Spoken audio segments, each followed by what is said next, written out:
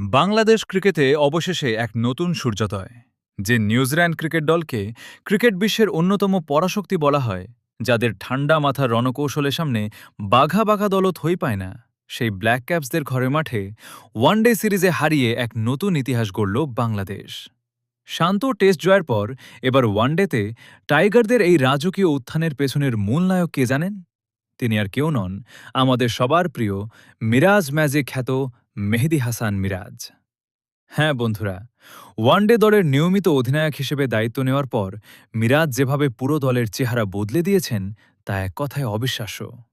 কিন্তু কিভাবে মাত্র কয়েক মাসের ব্যবধানে তিনি বাংলাদেশ দলকে এই আগ্রাসী ক্রিকেট খেলা শেখালেন?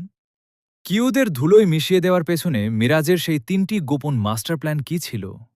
কেন ক্রিকেট বিশ্বের বড় বড় বিশ্লেষকরা এখন মিরাজের অধিনায়কত্বের প্রশংসায় পঞ্চমুখ? আজকের ভিডিওতে আমরা এই সব কিছুর ইনসাইড স্টোরি এবং চুলচেরা বিশ্লেষণ নিয়ে আলোচনা করব। তাই স্কিপ না করে ভিডিওটি একদম শেষ পর্যন্ত দেখুন, কারণ আজকের ভিডিওটি প্রতিটি ক্রিকেট ভক্তের বুক গর্বে ভরিয়ে দেবে। বন্ধুরা, ভিডিওর মূল আলোচনায় যাওয়ার আগে আমাদের একটু পেছনে ফিরে তাকাতে হবে। বাংলাদেশ ক্রিকেটে যখনই অধিনায়কত্ব পরিবর্তনের কথা আসে, তখনই ভক্তদের মনে এক ধরনের আতঙ্ক কাজ করে। নাজমুল হোসেন শান্ত যখন টেস্টে দারুণ নেতৃত্ব দিচ্ছিলেন, ঠিক তখনই ওয়ানডে দলের দায়িত্ব তুলে দেওয়া হয় মেহেদী হাসান মিরাজের কাঁধে। তরুণ এবং আবেগপ্রবণ মিরাজ কি পারবেন এত বড় চাপ সামলাতে? এই প্রশ্নটি ঘুরপাক খাচ্ছিল সবার মনে। কিন্তু মাঠে নেমে মিরাজ যা দেখালেন তা দেশের ক্রিকেট ইতিহাসে খুব কম অধিনায়কই দেখাতে পেরেছেন। মিরাজের অধিনায়কত্বের সবচেয়ে বড় শক্তি হল তার বডি ল্যাঙ্গুয়েজ এবং কুল অ্যাটিটিউড। মাঠে দল যখনই কোনো চাপে পড়েছে, মিরাজ নিজে হাসিমুখে গিয়ে বোলার বা ফিল্ডারের কাঁধে হাত রেখেছেন। তিনি দলে এমন একটি পরিবেশ তৈরি করেছেন যেখানে সিনিয়র বা জুনিয়র বলে কোনো বৈষম্য নেই। বিশেষ করে তাওহিদুল হৃদয়ের মতো তরুণ এবং মারকুটে ব্যাটারদের মিরাজ যে স্বাধীনতা দিয়েছেন তা ছিল দেখার মতো। হৃদয়কে বলা হয়েছিল, তুমি কোনো চাপ না নিয়ে নিজের স্বাভাবিক খেলাটা খেলো, বাকিটা আমি দেখে নেব। একজন অধিনায়কের কাছ থেকে যখন কোনো তরুণ ক্রিকেটার এমন ভরসা পায়, তখন তার পারফরম্যান্সের গ্রাফ এমনিতেই আকাশচুম্বী হয়ে যায়। আর ঠিক এই কারণেই নিউজিল্যান্ডের বিপক্ষে প্রথম ম্যাচ থেকেই বাংলাদেশ দলকে সম্পূর্ণ ভিন্ন এক মানসিকতায় ক্রিকেট খেলতে দেখা গেছে। এবার আসা যাক আসল রহস্যে। কিভাবে শক্তিশালী নিউজিল্যান্ড দলকে হোয়াইট ওয়াশের মুখে দাঁড় করালো বাংলাদেশ? এর পেছনে ছিল মিরাজের তিনটি অকাট্য রণকৌশল।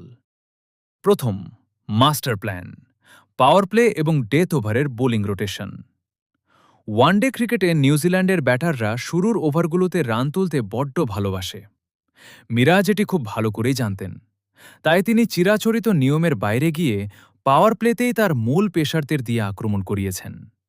আবার মাঝের ওভারগুলোতে যখনই কিউইরা পার্টনারশিপ গড়ার চেষ্টা করেছে, মিরাজ নিজেই বল হাতে তুলে নিয়েছেন অথবা রহস্যময় স্পিন আক্রমণ এনে ব্রেক থ্রু বের করেছেন। ডেথ ওভারে বোলারদের ফিল্ডিং প্লেসমেন্ট ছিল একদম নিখুঁত, যার কারণে কিউই ব্যাটাররা হাত খোলার বিন্দুমাত্র সুযোগ পায়নি। দ্বিতীয় মাস্টার প্ল্যান, টপ অর্ডার ব্যাটিংয়ের স্বাধীনতা। বাংলাদেশ দলের ওয়ানডে ফরম্যাটের সবচেয়ে বড় রোগ ছিল শুরুতেই উইকেট হারিয়ে ফেলা। মিরাজ এই সিরিজে ওপেনারদের পরিষ্কার বার্তা দিয়েছিলেন, পাওয়ার প্লের সুবিধা নিতে হবে এবং ডট বলের সংখ্যা কমাতে হবে। দলের ব্যাটাররা এই প্ল্যানটি অক্ষরে অক্ষরে পালন করেছে, যার ফলে প্রতি ম্যাচেই বাংলাদেশ দল একটি উড়ন্ত সূচনা পেয়েছে, যা পরের ব্যাটারদের জন্য বড় স্কোর গড়া বা রান তাড়া করা সহজ করে দিয়েছে। তৃতীয় মাস্টার প্ল্যান, ফিল্ডিংয়ে জান প্রাণ বিলিয়ে দেওয়া। গত কয়েক বছরে বাংলাদেশ দলের ফিল্ডিং নিয়ে কম সমালোচনা হয়নি।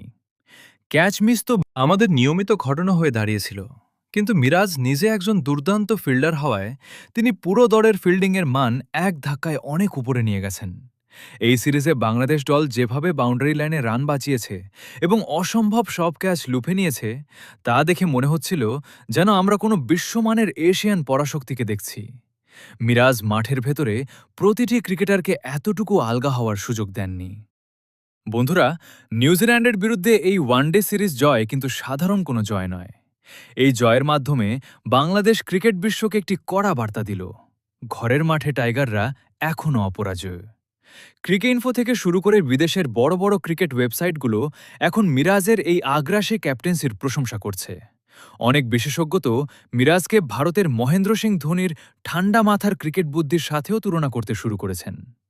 এই সিরিজ জয় আমাদের ওয়ানডে র্যাঙ্কিংয়ে যেমন সুবিধা দেবে, তেমনি সামনে আইসিসি ট্রফি বা বড় টুর্নামেন্টগুলোর আগে দলের আত্মবিশ্বাস কোটি গুণ বাড়িয়ে দেবে।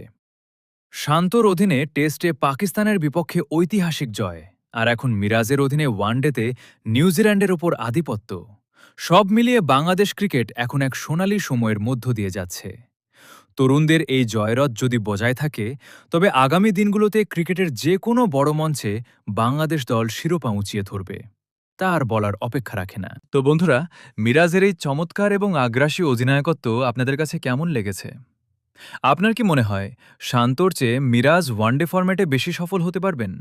নাকি শান্ত এবং মিরাজ দুজনকেই দুই ফরম্যাটে রেখে দেওয়া বিসিবির সেরা সিদ্ধান্ত ছিল? আপনার মূল্যবান এবং সৎকান মতামতটি অবশ্যই নিচে কমেন্ট বক্সে লিখে জানাবেন। আপনাদের প্রতিটি কমেন্ট আমি নিজে পড়ি। ভিডিওটি ভালো লাগলে এবং আপনার মনে একটু দেশপ্রেম ও ক্রিকেট প্রেম থাকলে এখনই ভিডিওটিতে একটি লাইক দিয়ে দিন। আর বাংলাদেশ ক্রিকেটের এমন ইনসাইড স্টোরি ও নিখুঁত বিশ্লেষণ সবার আগে পেতে আমাদের চ্যানেলটি সাবস্ক্রাইব করে পাশের বেল আইকনটি বাজিয়ে রাখুন। দেখা হবে পরবর্তী কোনো গরম গরম ক্রিকেট আপডেট নিয়ে। সে পর্যন্ত সবাই ভালো থাকুন, সুস্থ থাকুন। আল্লাহ হাফেজ।